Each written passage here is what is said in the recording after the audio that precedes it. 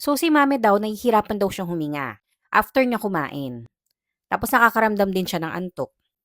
Tapos parang umiinit daw yung heart niya. Ang daming mga nararamdaman ni mami and halos lahat yon is mga sign and symptoms of pregnancy.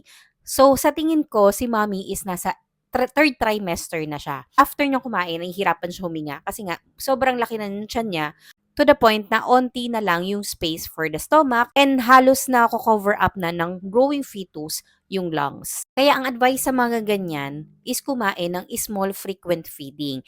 Ibig sabihin, onti lang yung kakainin mo, pero mayat maya ka na lang kumain. So, kung pag nagutom ka, kain ka na lang ulit. Hindi yung bubultuhan mo ng kain kapag during breakfast, lunch, and dinner. So, onti-ontian mo lang yung kain mo para hindi ka sobrang nafu-full at hindi lumalaki yung stomach mo. By that way, hindi ka mahihirapan huminga. So, ganun talaga ang recommended para sa mga third trimester or mga 8 months pataas. Small frequent feeding. Yung symptoms din na parang umiinit yung heart mo, possible heartburn siya. So, isa rin tong sintomas kapag buntis. Nararanasan niya normally ng isang buntis, nagkakaroon tayo ng heartburn because yung acid na galing sa stomach natin tumataas, umaangat.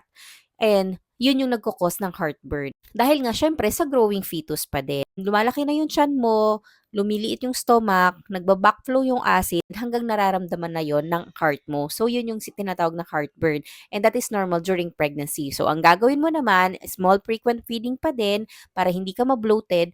Plus, after mo kumain, wag ka muna humiga. Umupo ka muna, or tumayo ka muna. Magpababa ka muna ng kinain mo. So, yun yung gagawin mo, mami. So, para maiwasan mo yung mga ganyan. Sa mga sinabi mo, normal lang naman yan na nararamdaman ng isang buntis, pero parang maiwasan siya, merong mga paraan. Try mo muna yung mga sinabi ko, yung mga advice ko sa'yo, then balikan mo ako after. So, thank you for your question, Mommy, and I hope this video helps you.